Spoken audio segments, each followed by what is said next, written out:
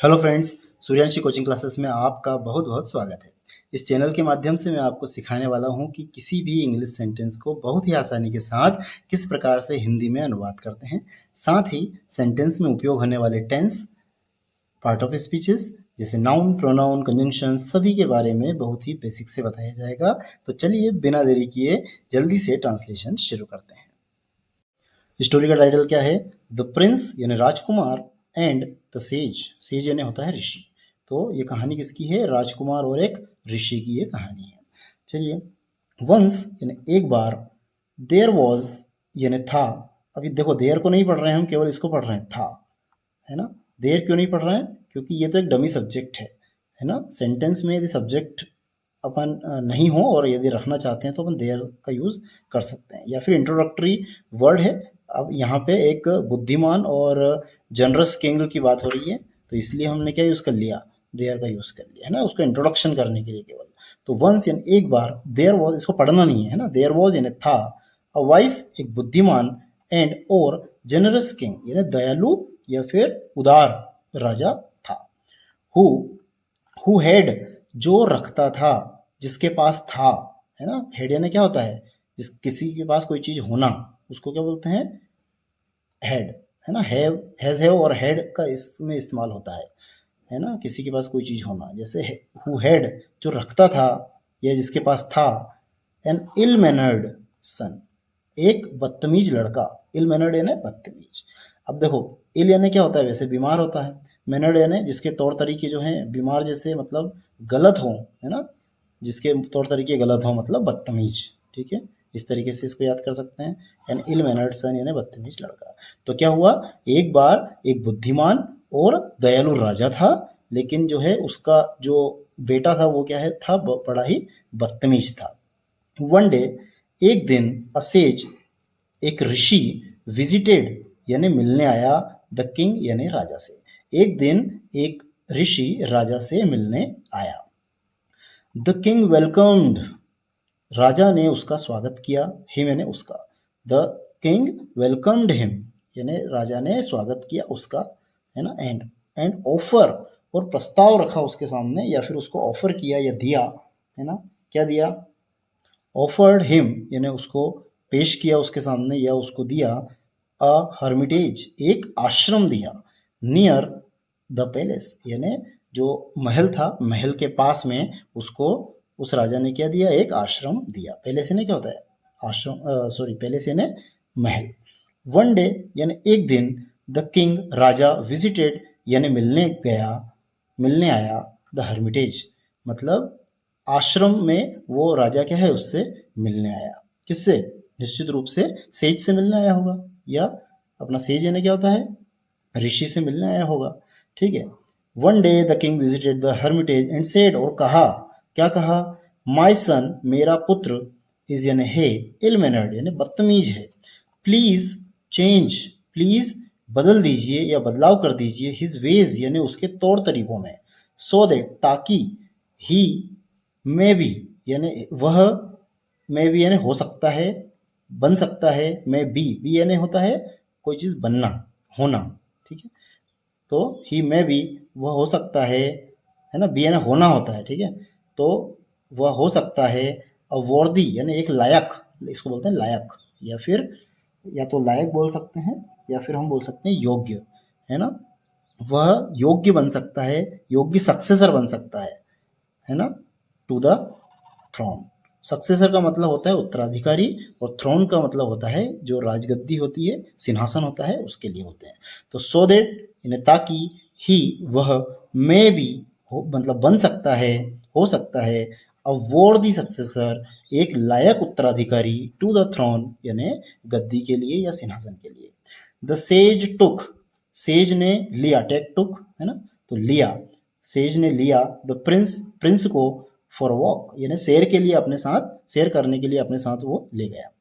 In the royal garden जो royal garden था, मतलब जो राजा का जो गार्डन था, है ना, राजा से संबंधित जो गार्डन, रॉयल गार्डन जो था, ठीक है, वो शाही गार्डन, इसको क्या बोलेंगे? शाही, शाही गार्डन में उसको ले गया, बगीचे में। द सेज ऋषि पॉइंटेड यानी इशारा करते हुए कहना, तो सेज ने इशारा किया टू अ स्मॉल प्लांट, एक छोटे से पौधे की तरफ इशारा किया, एंड सेड, और कहा, क्या कहा, टेस्ट अ लीफ, यानी टेस्ट का क्या मतलब होता है, चखिए, एक पत्ती चखिए, ऑफ दिस प्लांट यानी इस पौधे की, इस पौधे की एक पत्ती चखिए। द प्रिंस यानी राजकुमार टेस्टेड यानी टेस्ट किया या चखा, प्रिंस ने, राजकुमार ने चखा, क्या चखा, अ लीफ, एक पत्ती, एंड स्पेट इट, स्पिट यानी क्या होता है, थूकना, तो स्पेट यानी थूक दिया, इट आउट, है ना, स्पेट इट आउट मतलब इसको बाहर थूक दिया। ही सेड, उसने कहा, इट इज, इट्स क्या होता है, इट इज अलग अलग ही है ना, इट इज इसको इस तरीके से भी लिख सकते हैं, इट इज बिटर, यह कड़वा है, यह कड़वा है। इट विल ग्रो मतलब यह बदल जाएगा, या इट विल ग्रो हो जाएगा मतलब बढ़ के किसी दूसरी चीज में बदलना, है ना, बढ़ जाना, तो यह बढ़ जाएगा, इनटू यानी में, अ पॉइजनस ट्री, एक विषैले पेड़ में ये बदल जाएगा बाद में बड़ा होकर के, है ना, ठीक है। देन फिर ही पुल्ड आउट, ही यानी वह, पुल्ड आउट यानी वह उसको उखाड़ देता है, पुल आउट यानी क्या होता है, उखाड़ना, ये भी क्या होता है, एक पुल आउट क्या है, फ्रेजल वर्ब है, देखो वर्ब के साथ प्रीपोजिशन का यूज किया है, मतलब ये क्या हुआ, अपना फ्रेजल वर्ब हुआ।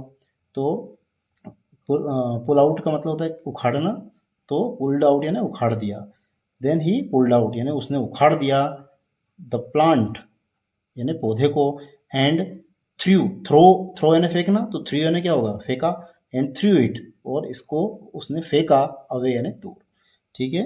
तो उसने क्या किया, जब वो कड़वा लगा उसको, है ना, चखने में, तो उसने क्या किया, उसको उखाड़ करके फेंक दिया। द सेज सेड यानी ऋषि ने कहा, दिस क्या कहा, बहुत ध्यान से सुनिएगा, यही इस जो है पूरी कहानी की सीख इसे है, क्या है, द सब्जेक्ट्स, सब्जेक्ट का मतलब या तो साथी होता है ना, सब्जेक्ट्स का क्या मतलब होता है, या तो साथी होता है या फिर जो प्रजा होती है ना, मतलब सब्जेक्ट्स का यूज वहां करते हैं जहाँ लोग, मतलब बहुत सारे लोग हैं, अब जो किससे संबंधित है, यहाँ पे प्रजा से, राजा से संबंधित है, उसके राज्य, किंगडम यानी राज्य से संबंधित है, तो यहाँ सब्जेक्ट्स को बोलेंगे अपन, सब्जेक्ट्स को क्या बोलेंगे, प्रजा बोलेंगे, ठीक है। यहीं पे किसी व्यक्ति के बहुत सारे दोस्तों की बात हो तो यहाँ उसको फ्रेंड्स भी बोल सकते हैं, तो सब्जेक्ट्स यानी साथी कुल मिला के, है ना, साथ, है ना, द सब्जेक्ट्स यानी साथी ऑफ योर किंगडम, मतलब साथी या प्रजा, तो आपके राज्य की, जो तुम्हारे राज्य की जो प्रजा है ना। माइट नॉट वांट, माइट मे का क्या हो गया, माइट, मे ना सकना होता है, माइट पास्ट में माइट बोलते हैं उसी को, मतलब वही होता है ना, सकना। माइट नॉट वांट नहीं चाह सकते हैं, यानी तुम्हें, है ना, भले ही तुम्हें, तुम्हारे जो राज्य के जो लोग हैं या जो प्रजा है वो भले ही आपको न चाहे, एज द किंग राजा की तरह, ठीक है, अ हम्बल एक विनम्र पर्सन, एक विनम्र व्यक्ति जो होता है, कैन विन यानी जीत सकता है, द हर्ट्स यानी दिलों को, ऑफ एवरीवन मतलब सभी के दिलों को जीत सकता है, ठीक है। मतलब यहाँ पे क्या बताया उसने, किस तरीके से बोला है, जैसे जो पत्तियां उसने चखी थी, है ना, जो राजकुमार ने पत्तियां चखी थी और कड़वी थी, तो कड़वी थी तो क्या हुआ, उस राजकुमार ने तुरंत ही उखाड़ के फेंक दी, मतलब कड़वे लोग किसी को पसंद नहीं आते हैं, हर व्यक्ति को कैसा व्यक्ति पसंद आता है, दूसरा जो विनम्र हो, शालीन हो, ठीक है। तो उसने यही बताया कि जब कड़वा, जो पत्ती कड़वी थी तो तुमने तुरंत उसको फेंक दी, तो अपने अंदर जो है मिठास लाओ, अपने अंदर विनम्रता लाओ, ताकि लोग उससे फिर आपको क्या है, आपको बहुत ही पसंद करेंगे और दिलों पर राज करेंगे, आप सभी के दिलों पर राज करेंगे। तो वो यही चीज बोली, हम्बल एक विनम्र पर्सन जो होता है, कैन विन यानी जीत सकता है, द हर्ट्स यानी दिलों को, ऑफ एवरीवन यानी सभी के दिलों को वो जीत सकता है यदि हम्बल है तो, ठीक है। तो अब क्या है, राजकुमार को पसंद, मतलब समझ में आ गई बात, तो क्या हुआ, द प्रिंस यानी राजकुमार थैंक्ड यानी धन्यवाद दिया, द सेज यानी सेज को या फिर ऋषि को उसने क्या किया, धन्यवाद दिया, एंड चेंज्ड और परिवर्तन लाया अपने आप में, या बदल लिया, फॉर द बेटर यानी सकारात्मक परिवर्तन, है ना, फॉर द बेटर यानी क्या होता है, सकारात्मक, तो सकारात्मक परिवर्तन वो अपने अंदर लाया। तो चलिए दोस्तों, वीडियो के अंत तक बने रहने के लिए आप सभी साथियों का बहुत बहुत धन्यवाद। यदि आपको वीडियो अच्छी लगी हो तो लाइक एंड सब्सक्राइब जरूर करें। आपका दिन शुभ हो।